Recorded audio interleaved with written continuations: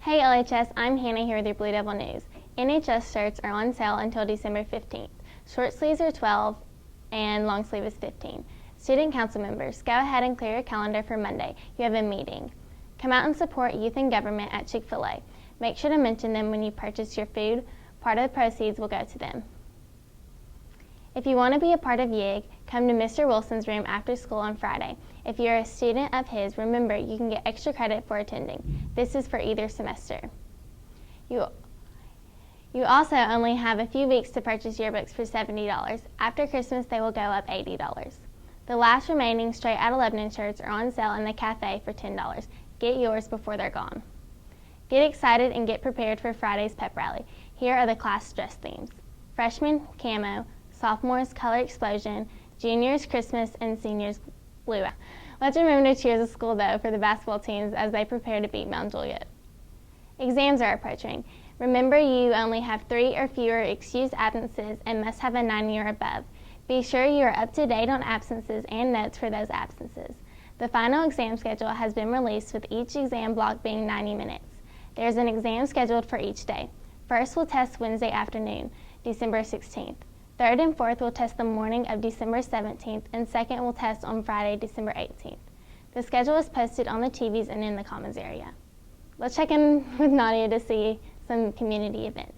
Hey LHS, I'm Nadia here with your community events. The Historic Homes Tour is this Saturday. Visit the Chamber of Commerce on the square or online for details. Also on Saturday, 5 to 9, you can go to the fairgrounds to hear bluegrass music.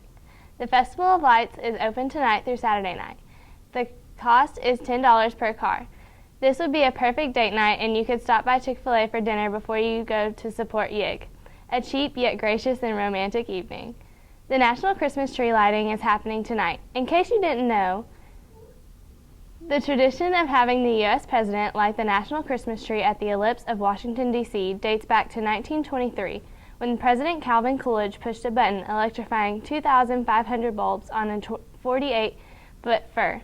The national tree was not lit during World War II from 1941 to 1944. The tree has used LED lights since 2007. Traditionally, the tree is lit the first Thursday or Friday in December. Some of the important events in the community also include your local sports team matchups. The Blue Devil Wrestlers are 13-2 in the district. Make plans to attend a match. They would love your support. Also, basketball games happen almost every Tuesday and Friday. Check out a game. They are great fun, and we always have an awesome student section. That's what's happening around your town. Back to you, Hannah. Thanks, Nadia. Now for On This Day in History. On this day in 1947, a streetcar named Desire opened on Broadway. Also on this day in history in 1967, the first human heart transplant was performed. That's all for today. Have a great day.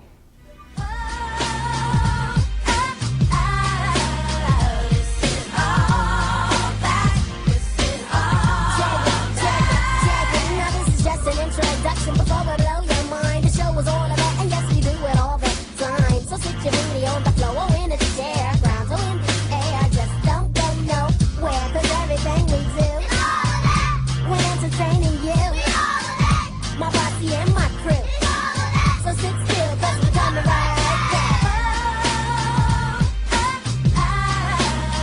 This is all that. This is all that.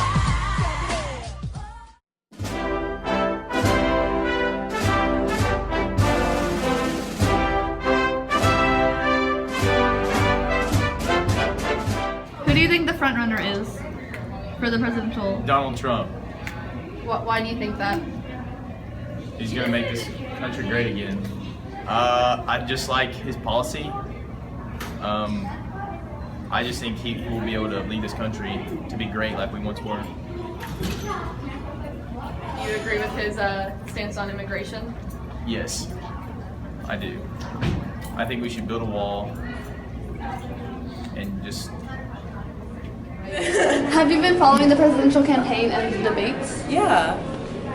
I've really been following Bernie Sanders, but that's more because I feel like I can relate to some of the points that he talks about.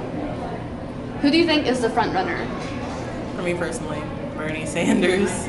I mean, I guess Hillary's okay. I personally am just, I'm not really feeling her. She's all right, but no. Do you personally sway towards Republican or Democratic? Well, I like to believe that I'm neutral, but I'm more left wing, so I mean, I'm more Democratic. I'm just chilling in Cedar Rapids. The front runner in this election. I think for the Republicans, the front runner is clearly Donald Trump, and then I think for the Democrats, the front runner is going to be Hillary Clinton.